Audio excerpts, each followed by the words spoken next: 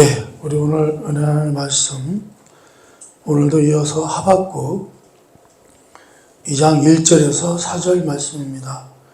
2장 1절에서 4절 말씀. 또 한 목소리로 우리 같이 읽어보겠습니다.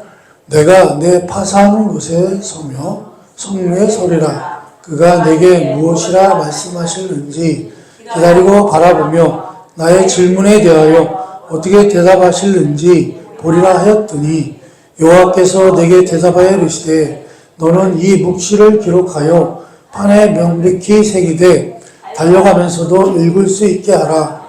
이 묵시는 정한 때가 있나니 그 종말이 속히 이르겠고 결코 거짓되지 아니하리라. 비록 더딜지라도 기다리라. 지체되지 않고 반드시 응하리라. 보라, 그의 마음은 교만하며 그 속에서 정직하지 못하나 의인은 그의 믿음으로 말미암아 살리라. 아멘. 우리 하나님께서 뭐라고 말씀을 하시는가 하면서 이제 하박국은 파수하는 곳, 파수하는 곳에 이렇게 서서 성루에 서서 이제 성의 높은 누각에 올라서서 하나님이 자기에게 뭐라고 말씀하시는지를 들어보려고 이렇게 기다리고 있었습니다. 우리가 지난주에도 말씀을 드렸지만 우리도 이렇게 하나님께서 나에게 뭐라고 말씀하시는가에 대해서 우리가 항상 들을 줄 알아야 된다고 그랬죠. 또 기다릴 줄도 알아야 되고요. 그래서 이렇게 하박국이 침묵과 기대 속에서 기다리고 있을 때 하나님께 말씀하셨습니다. 그래서 결국은 하나님은 뭐라고 결론으로 말씀하시냐면 우리가 잘 아는 말씀이죠. 의인은 믿음으로 말미암아 살리라. 이렇게 말씀합니다. 의인은 누구를 의인이라고 그러나요? 우리 하나님을 믿는 사람들을 의인이라고 하는 거죠. 그러니까 예수 그리스도를 믿는 자들. 우리는 사실은 의인일 수가 없죠. 우리는 의인일 수 없지만 의인이 된 데에는 오로지 하나님의 은혜로 된 것이다. 사실 또 믿음에 대해서는 우리가 오랜 시간 동안 설교를 제가 했었어요. 말씀을 오랜 시간 동안 드렸었는데 아무튼 우리 하나님께서는 어떤 상황 속에서도 의인은 믿음으로 말미암아 살아야 된다. 그렇게 말씀하신 거죠.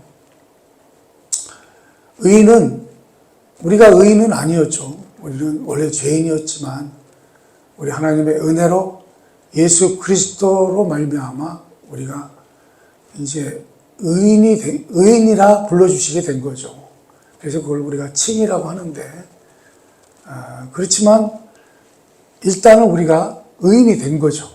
의인이 된 거기 때문에 그래서 결론적으로 의인은 믿음으로 말미암아 살아야 된다. 그 얘기인데요. 그래서 우리가 하나님의 말씀에서 이 믿음이란 어떤 의미를 가지고 있는가? 믿음. 사실은 우리가 믿음을 좀 더 세부적으로 얘기하면은 제가 두 가지가 있다고 말씀을 드렸어요. 그렇죠? 그러나 첫 번째 믿음은 사실은 믿음이라고 하기보다는 은혜라고 제가 말씀을 드렸어요. 우리가 믿음으로 구원을 받잖아요. 믿음으로 구원을 받는데 그 믿음은 뭐냐면 사실은 은혜가 더 맞아요. 우리가 하나님의 은혜로 구원을 받게 되는 거죠.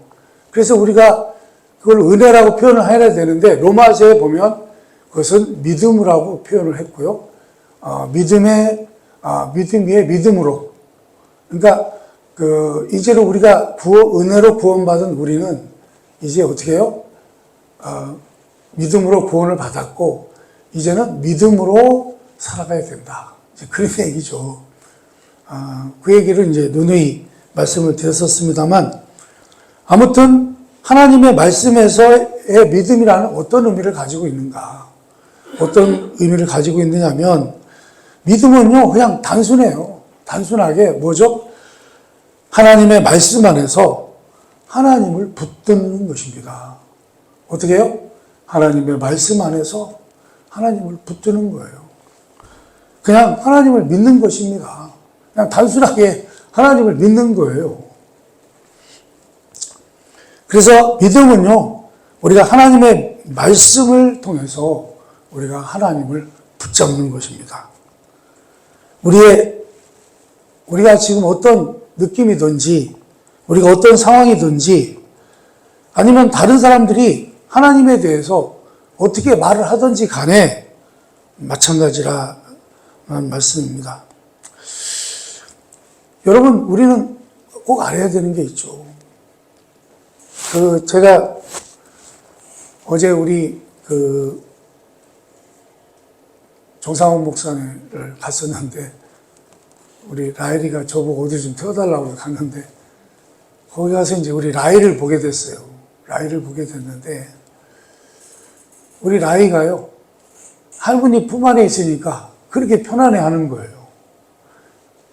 그러니까 할머니 품이 편한가 봐요. 그죠? 우리 은우도 할머니 품에 있으면 편해하죠. 편안해 하는 것 같아요. 그래가지고 제가 이제 할아버지가 오라고 이렇게 해도 안 와요. 그냥 할머니 품에 이렇게 안겨서. 왜요? 그 아기가요, 뭘 알겠어요. 근데 할머니하고 있으면 어때요? 편안한 거예요. 편안한 거죠. 그래서 여러분, 어떻게 보면, 뭐 그런 거예요. 그런 아기가 할머니 품에서의 그 평안을 느끼는 것. 뭐 그것을 믿음이라고 해야 되나요? 우리 할머니에 대해서 전적인 뭐가 있어요? 아기는. 뭐 그냥 평안한 거죠, 그 안에서. 우리 할머니를, 아직도 할머니인지 뭔지도 잘 모르겠지만 아무튼 할머니하고 있으면 좋은 거예요. 편한 거예요. 우리 하나님은요, 신실하시단 말이죠. 신실하세요. 그리고 우리 하나님은 거짓말을 하실 수가 없습니다. 그분은 거짓이 없으세요. 그러니 그가 말씀하시는 것은 모든 것이 진리일 수밖에 없다는 것입니다. 그래서 만약에 어떤 사람이 우리 하나님이 말씀하신 진리에 모순이 있다고 한다면 그것은 오히려 그 사람이 잘못을 범하고 있는 것입니다. 그래서 우리 하나님의 말씀은 뭐예요? 우리 하나님의 말씀은 진리라. 우리가 그 안에서 어떻게 해요? 우리 손녀딸이 할머니 품에서 평화를 느끼는 것처럼 그 진리 안에서 우리가 자유를 누릴 수 있다. 그런 말씀입니다. 그렇죠? 여러분, 그래서 헬라어로요, 믿음이라고 하는 단어는 확실한 신념 혹은 들은 거에 근거한 확신을 의미합니다.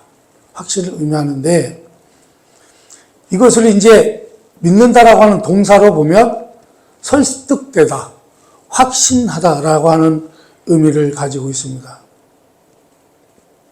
그런데요, 성경적인 믿음은 단순히 어떤 신념을 의미하는 것이 아닙니다. 성경에서 말하는 믿음은요, 하나님께서 말씀하신 모든 것을 어떻게 해요? 그냥 신뢰하는 거예요. 하나님이 말씀하신 거면 무조건 그냥 어떻게 해요? 받아들이는 거예요. 신뢰하는 거예요. 이렇듯 믿음이란 말씀에는 이제 세 가지 요소가 포함이 되어 있는데, 첫째는 우리 하나님께서 계시하신 것, 우리 하나님께서 약속하신 것, 우리 하나님께서 말씀하시는 것을요, 완전히 인정하는 굳은 확신을 말하는 것입니다. 그리고 둘째는요, 하나님의 계시에 대해서 복종하는 것입니다. 세 번째로는 하나님께서 계시한 것에 대해서 인격적인 복종의 결과로서 나타나는 행위라고 말할 수 있는 것입니다. 히브리서 저자, 우리가 요즘 수요 기도회 때 히브리서로 은혜를 나누고 있는데요. 히브리서 저자는 믿음에 대해서 이렇게 정의합니다. 뭐라고 정의하죠? 믿음은 바라는 것들의 실상이요 보이지 않는 것들의 증거니라고 말하고 있습니다. 하나님의 영감을 받은 히브리서 저자는요, 인간의 모든 삶과 미래의 구심점이 되는 중대한 진리를 우리에게 조명을 해주고 있습니다. 그래서 우리가 히브리서 11장 6절을 한번 읽어보겠습니다. 한번 읽어봅니다. 시작. 믿음이 없이는 하나님을 기쁘시게 하지 못하나니 하나님께 나아가는 자는 반드시 그가 계신 것과 또한 그가 자기를 찾는 자들에게 상 주시는 이심을 믿어야 할지니라. 아멘. 예, 그렇습니다. 만일 의인이 믿음으로 살려고 하면 그는 하나님께서 말씀하신 것을 어떻게 해요? 믿어야 한다. 그런 말씀입니다. 믿어야 한다. 그리고 그것에 복종해야 하고 그것에 따라서 살아야 한다라는 것입니다. 그렇지 않으면요, 우리가 하나님을 기쁘시게 해드릴 수가 없다라는 것입니다. 이게요, 우리가 하나님의 말씀을 믿는 것 있잖아요. 하나님의 말씀을 믿는 것도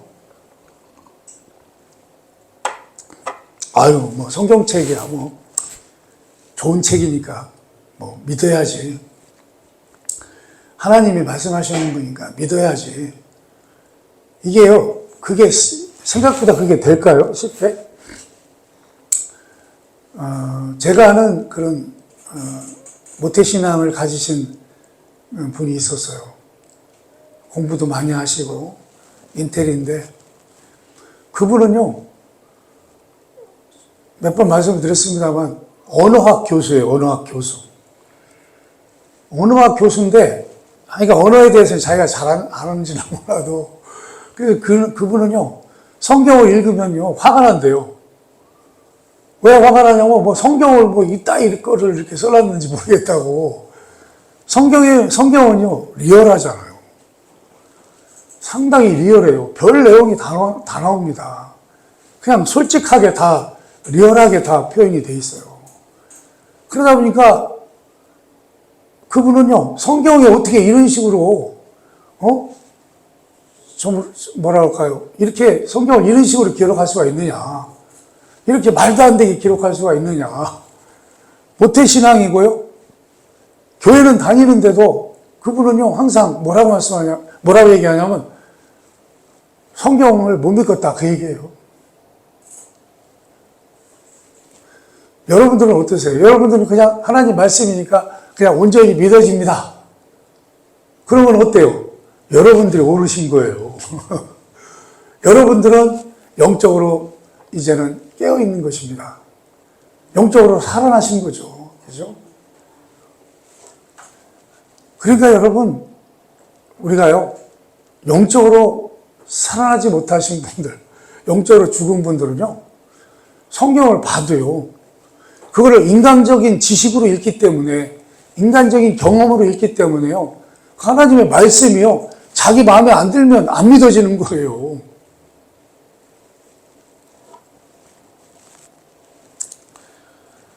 그러면 여러분, 그런 사람들은 어때요? 하나님의 말씀을 따르겠어요? 절대 따르지 않죠. 믿음으로 하나님께 나아가지도 않죠.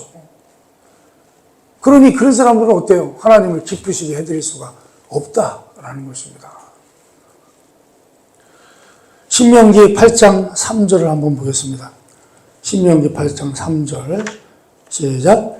너를 낮추시며 너를 줄이게 하시며 또 너도 알지 못하며 내 조상들도 알지 못하던 만나를 내게 먹이신 것은 사람이 떡으로만 사는 것이 아니요 여호와의 입에서 나오는 모든 말씀으로 사는 줄을 내가 알게 하려 하심이니라.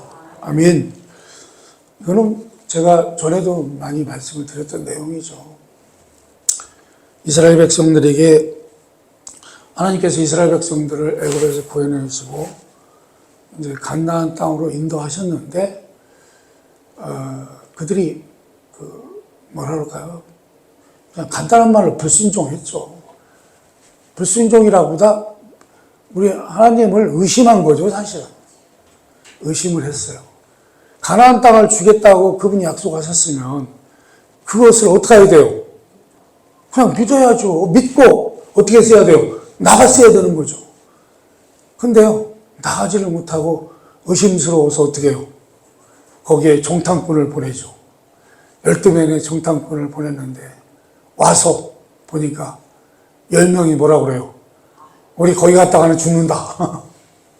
가나안 땅에 사는 이 원주민들이 우리보다 보통 센 게 아니다. 우리보다 키도 크고 덩치도 좋고 우리 갔다가 우리는 메뚜기 마냥 다 죽는다. 그렇게 얘기를 한 거예요. 여러분 지금이나 뭐 과거나 그렇지만 여러분 민주주의라는 게요 좋은 게 아니에요. 아니 자유민주주의라는 건 뭐 좋은 것이지만 민주주의에도 폐해가 있어요. 뭐가 있죠? 어떤 게 있다고 그랬어요 제가 여러분? 민주주의에서 정의가 뭐예요? 다수결이에요. 무조건 숫자가 많으면 이기는 거예요. 그렇죠? 숫자가 많으면 이기는 거예요. 숫자가 많으면 정의예요. 숫자가 많으면 정의예요. 요즘은 법도 그렇게 집행을 하더라고요. 법도요, 법관 중에서 어떻게 해요? 헌법재판소나 대법원에서 그 결론을 내릴 때 어떻게 내려요? 투표해서 내리잖아요. 그래서 표가 많이 나오면 이기는 거예요. 수가 많으면 이기는 거예요. 근데 여러분 정말 다수결이 다 진리일까요? 다 옳은 것일까요? 그렇지 않다는 거죠. 잘못된 게 사실은 더 많죠. 그런데 이스라엘 백성들도 어떻게 해요? 다수결 원칙에 의해서 12명 중에서 2명은 찬성하고 10명은 어떻게 했어요? 반대했단 말이죠. 그래가지고 그들이 가나안 땅에를 안 가고 못 들어가고 어떻게 됐어요? 그 대가로 광야를 헤매게 됐는데 광야를 헤매게 되었을 때 그때 광야라는 것은 먹을 게 있어요? 없어요? 없잖아요. 그래서 그때 하나님이 뭘 주셨어요? 만나를 주셨다는 거죠. 만나. 근데 그 만나를 주신 이유가 있었다는 거예요. 그 만나를 주신 이유가 뭐예요? 우리가 좀 전에 읽어본 것처럼 어떻게 해요? 그러니까 만나를 내게 먹이신 것은 사람이 떡으로만 사는 것이 아니요 여호와 입에서 나오는 모든 말씀으로 사는 줄을 내가 알게 하려 하심이니라. 우리 믿는 자들, 하나님의 자녀들은요 어떻게 해요? 믿음으로 살아야 한다면 그것은 하나님의 입에서 나오는 모든 말씀으로 그 말씀을 따라서 살아야만 한다라는 것입니다. 그러므로 여러분이 하나님의 사랑하는 자녀이면 믿음으로 살려고 한다면 그렇기 때문에 우리는 어떻게 해요? 하나님의 입에서 나오는 그 말씀을 어떻게 해요? 우리가 떡만 먹을 게 아니라 그 말씀도 열심히 먹어야 된다라는 것입니다. 여러분 사실 요즘 우리가 많은 신앙인들이 실패하는 이유가 뭔가요? 많은 신앙인들이 신앙생활을 제대로 못하고 실패하는 이유가 뭐냐면 그것은요 하나님의 말씀을 늘 읽고 하나님의 말씀을 매일 읽고 그것을 삶의 모든 상황에 적용하도록 훈련이 되어 있지 않기 때문이라는 거예요. 그래서 여러분 우리는요 우리 믿는 자들은 그러니까 늘 뭘 가까이 해야 돼요? 하나님의 말씀을 늘 가까이 해야 된다는 것입니다. 하나님의 말씀을 늘 가까이 하시기 바랍니다. 여러분 사실은 지난주에 말씀도 드렸습니다만 우리가 경건한 생활을 하기 위해서는 신자다운 삶을 살기 위해서는 어떤 시간을 많이 가져야 된다고 그랬습니까?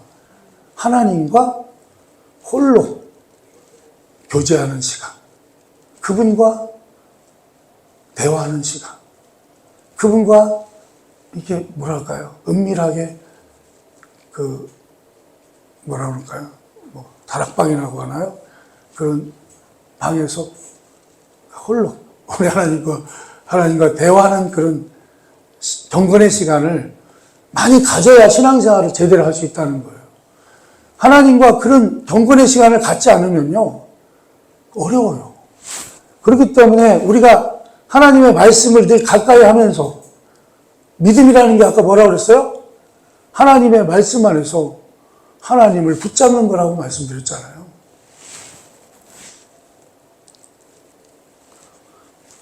여러분, 그래서 우리의 그렇게 늘 하나님의 말씀을 늘 가까이 하면서 그 말씀을 우리 모든 삶에 적용하는 그런 훈련을 늘 해야 된다라는 것입니다.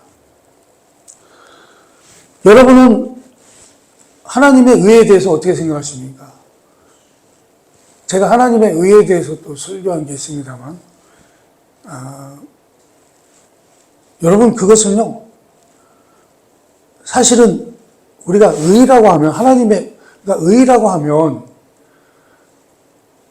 의라는 말도 제가 이제 설명을 드렸습니다. 의가, 우리가 의로운 사람이 된다고 하는 것이, 사실은요, 우리 입장에서 생각하면 그게 쉽지 않아요. 그렇죠? 우리가 의인이 될 수 있다? 우리가 의인이 될 수 있다. 우리가 그렇게 생각하면요, 우리는 되게 의의를 어떻게 생각하냐면, 그거는 우리가 얻기가 어려운 것이다. 그거는 우리가 도달할 수 없는 것이다. 라고 생각을 합니다. 우리 교회가 성결교잖아요? 성결교도요, 사람이 성결하게 살아야 된다. 근데 우리가 어떻게 생각하냐면, 어떻게 사람이 성결하게 사나? 응? 여러분, 사람이 어떻게 성결하게 살 수가 있나? 여러분, 그렇게 생각 안 하십니까? 차원이 멀리 떨어진 것처럼 생각을 한다는 거예요, 대개가. 그렇잖아요.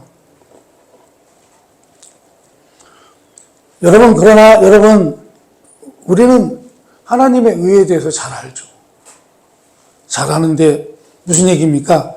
우리 예수 그리스도를 믿음으로써 우리는 하나님의 의를 소유할 수 있는 그 의에 대해서 우리가 늘 배워왔고, 알고요, 우리에게 적용되는 거죠. 그죠? 그래서 우리는 사실은 의인은 아니었지만, 죄인이었지만, 우리 예수 그리스도를 통해서 의인이라 칭함을 받게 된 것을 아시기를 바랍니다. 그래서 믿는 자 보고 뭐라고 하는 거예요? 의인이라고 하는 거예요. 의인이라고 불러주는 거예요. 실제로 사는 꼴은 그렇지는 않지만. 그렇죠? 그래서 여러분, 의롭게 된다고 하는 것은 여러분의 죄가 처리되었기 때문에 하나님과 바른 관계를 갖게 되는 것을 의미하는 것입니다. 그래서 그리스도께서 십자가에 달리신 것은 바로 나와 여러분의 죄 때문이었다는 것입니다. 고린도후서 5장 21절입니다. 한번 읽어봅니다. 시작. 하나님이 죄를 알지도 못하는 일을 우리를 대신하여 죄로 삼으신 것은 우리로 하여금 그 안에서 하나님의 의가 되게 하려 하심이라. 아멘. 그렇죠? 지금 드린 말씀 그대로예요. 여러분의 죄를 위한 그리스도의 대속의 죽음을 믿는 순간에 여러분은 의롭다고 인정이 되는 것입니다. 그리고 의인은 이제 믿음으로 말미암아 살아야 한다라는 것입니다. 그러니까 우리는 어떻게 해요? 어떤 사람이 돼야 돼요? 믿음으로 사는 사람이 돼야 된다는 거죠. 그런데 이제는 어때요? 이게 시작이죠. 이건 시작이라는 거예요. 이렇게 우리가 구원을 받게 되면 이제 그것은 이제 시작일 뿐이라는 거죠.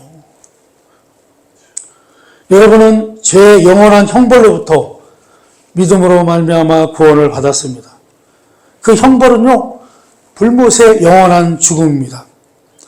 그러나 이제 일단 거듭났으면 여러분은 믿음으로 말미암아 살아야 한다라는 것입니다.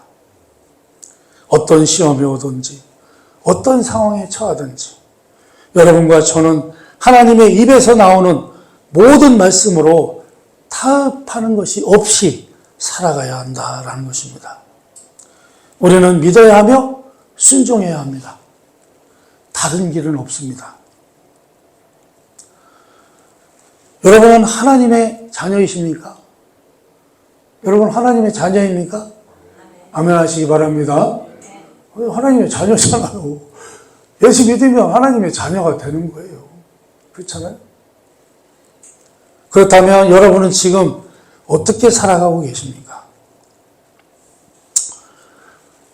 그런데요, 이렇게 살기가 어렵다는 거예요. 왜 어려울까요? 우리가 살고 있는 이 현실 세계는 어때요? 우리가 살고 있는 이 세상은요, 우리의 육신을 만족하는, 우리에게 우리 육신의 만족을 가져다 주는 것들을요, 아주 즉각적으로 제공해 주는 사회에 살고 있습니다. 그래서 우리 예수님이 그렇게 말씀하시잖아요. 너희들이 나를 따라오려거든 너를 부인하고 네 십자가를 지고 나를 따라오너라 이렇게 말씀하시는데, 우리가 이 세상을 살면서 이렇게 우리 주님의 말씀에 순종하여 자기를 부인하는 삶을 살려고 하면 어떻게 해요? 세상은 뭐라 그래요? 저런 머시기가 있나? 저런 어리석은 놈이 있나? 저런 바보 같은 놈이 있나? 그래서 여러분, 우리가 살고 있는 이 사회는요, 부도덕한 사회라기보다는 반도덕적인 사회입니다. 무슨 얘기냐면요, 사람을 행복하게 하는 것이라면 무엇이든지 상관없다는 거예요. 나를 행복하게 하는 것이라면, 우리가 행복하게 되는 것이라면 그게 안 좋은 것이라도 상관없다는 거예요. 그러다 보니까요, 우리는 이미 하나님을 두려워하는 마음이 없어졌다는 거예요. 하나님을 두려워하지 않는 세상이 되어버렸어요. 하나님을 두려워하지 않는 믿는 자들의 마음이 되어버렸다는 거예요. 인간이 세상의 중심이 되었습니다. 무엇이든 인간의 기쁨을 위해서 존재한다는 거예요. 원하는 것은 무엇이든지 따라갑니다. 그래서요, 우리는 뭐든지 어떻게 해요? 자신을 위해서, 자신을 위하여 모든 것을 한다는 거예요. 그러다 보니까 어떻게 해요? 이기적인 욕망은 채워지고야 만다라는 것입니다. 그래서요, 이런 세상에서는요, 믿음으로 살려고 하는 사람들이 많지 않다는 거예요. 믿음으로 산다고 하는 것은 왜요? 오랜 참음, 인내를 요구하기 때문이라는 거예요. 왜냐하면 믿음으로 사는 사람은요, 나를 의지하는 게 아니라 누구를 의지해야 되기 때문에 그래요. 하나님을 의지해야 되기 때문에 그렇다는 거예요. 그러니 여러분, 이제 더 이상 여러분은요, 여러분 삶의 주인이 되어서는 안 된다라는 것입니다. 더 이상 이제 시간의 노예가 돼서도 안 된다는 것입니다. 여러분은 이제 더 이상 얻기 위하여, 행하기 위하여, 소유하기 위하여, 만족하기 위하여 성급하게 서두르지 말아야 한다라는 것입니다. 여러분, 그러니 여러분은 먼저 늘 어떤 삶 속에서도 여러분들은 먼저 기도하는, 하나님께 모든 것을 내려놓고 기도하는 여러분 되시기를 바랍니다. 그리고 구하시기 바랍니다.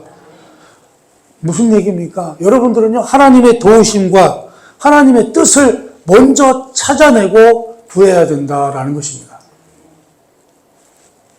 그 다음에 여러분은 하나님의 인도하심을 기다려야 하는 것입니다. 하나님의 관점을, 하나님의 지혜를, 하나님의 공급하심을, 하나님의 응답을 기다려야 한다. 여러분, 그래서요, 믿음이라는 것은요, 사람이 아니라 하나님께서 통치하신다는 것을 인정하는 거예요. 모든 것을 누가 통치하신다고 그랬어요? 우리가 살고 있는 모든 이 지구도, 모든 나라도, 모든 세계도, 모든 우주 만물도 누가 통치하셔요? 하나님이 통치하고 계시다고 하는 것을 인정하시기 바랍니다. 하나님이 통치하신다는 말씀으로 설교를 한 적도 있습니다만, 여러분, 그래서요, 믿음이란 하나님의 선하시고 기뻐하심을 따라서 하나님의 때, 하나님의 방법으로 행하는 것입니다. 그래서 믿음이란 삶을요, 자신에게 맡기는 것이 아니라 하나님께 맡기는 것입니다. 믿음은 기다리며 신뢰하며 하나님의 말씀으로 하나님을 붙잡는 것입니다. 그런데요, 우리는요, 여전히 우리 속에는 뭐가 있어요? 오늘 본문에도 나오지만요, 우리에게는요, 여전히 이 교만이라고 하는 것이 자리 잡고 있어요. 교만. 여러분, 교만이라는 건 뭐죠? 자신의 욕망과 자기의 뜻을 따라서 생활하는 것입니다. 교만은요, 행하고 싶은 것을 자기가 원하는 때, 자기가 원하는 방법으로 하는 것입니다. 사랑하는 여러분, 여러분은 어떻게 살고 있습니까? 믿음으로 살고 있습니까? 아니면 교만하게 살고 있습니까? 여러분은 사람의 논리적인 선택을 따르겠습니까? 아니면 기도하면서 하나님이 뭐라 말씀하실지 보기 위해서 기다리면서 여러분이 여러분의 하나님께, 여러분이 믿는 하나님께 간구하시겠습니까? 그리고 하나님의 응답이 올 때 여러분은 믿음으로 하나님의 말씀을 붙잡으시겠습니까? 여러분의 구원의 하나님 안에서 기뻐하시겠습니까? 여러분, 예레미야 17장 5절에서 8절을 잘 읽어보면서 생각하면서 읽어보시기 바랍니다. 여기 이제 두 가지가 나오는데, 두 가지 사람이 한번 나오는데 읽어봅니다. 시작. 여호와께서 이와 같이 말씀하시니라. 무릇 사람을 믿으며 육신으로 그 힘을 삼고 마음이 여호와에게서 떠난 그 사람은 저주를 받을 것이라. 그는 사막의 떨기나무 같아서 좋은 일이 오는 것을 보지 못하고 광야 간조한 곳, 건건한 땅, 사람이 살지 않는 땅에 살리라. 그러나 무릇 여호와를 의지하며 여호와를 의뢰하는 그 사람은 복을 받을 것이라. 그는 물가에 심겨진 나무가 그 뿌리를 강변에 뻗치고 더위가 올지라도 두려워하지 아니하며 그 입이 청정하며 가무는 해도 걱정이 없고 결실이 그치지 아니함 같으리라. 아멘. 이 내용은 성경에 보면 이런 내용이 많이 나오죠. 그렇죠?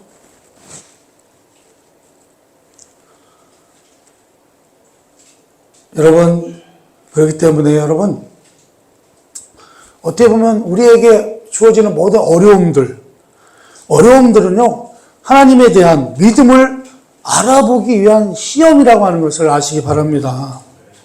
시련은요, 여러분을 그분의 품안과 약속으로 이끌어 가는 것입니다. 그리고 여러분은 거기서 하나님의 충분하심을 발견하게 될 것입니다. 여러분은 하나님으로부터 어떤 것을 기대했다가 여러분이 생각지 못한 방식으로 혹은 여러분이 생각지 못한 때에 응답을 받아본 적이 있으십니까? 많은 사람들은요, 이 믿음에 대해서 상당히 잘못 생각하고 있는 분들이 있는데, 그게 뭐냐면, 이렇게 얘기를 해요. 우리 예수 믿는 사람들은, 우리 그리스도인들은 우리가 해야 할 것, 우리가 뭔가 응답받아야 할 것을 무엇이라도 그렇게 될 것이라고 주장하고 그것이 우리의 것이라고 믿고 적극적으로 고백하는 것이다라고 말한다는 거예요. 그렇습니까?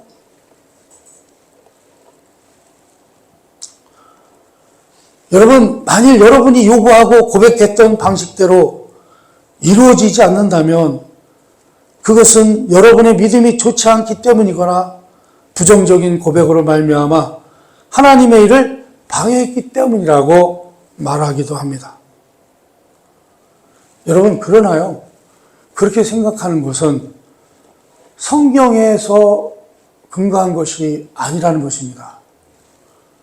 그거는 지 마음대로 믿는 거예요. 지 마음대로. 그런 식의 것은 하나님의 말씀에 근거한 것이 아닙니다. 여러분, 기도의 제목을, 예를 들어서 기도의 제목을 그냥 내 멋대로, 그냥 내 생각대로, 제가 그런 말씀을 드렸습니다만, 우리 인간은 하나님과 우리 인간이 같은 줄 알아요, 수준이. 그래서 기도할 때요, 뭐라고 기도해요? 내가 원하는 기도를 우리 하나님도 분명히 어떻게 해요? 기뻐하실 거야. 좋아하실 거야. 그래서 만약에 그게요, 응답이 잘 안 되잖아요? 그럼 뭐라 그래요? 하나님, 그러실 수가 있어요? 이러고 온단 말이에요.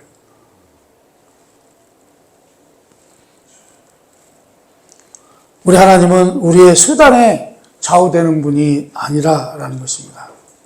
그분은요, 우리에게 맞추거나 우리의 평가에 따르는 분이 아니라는 것입니다.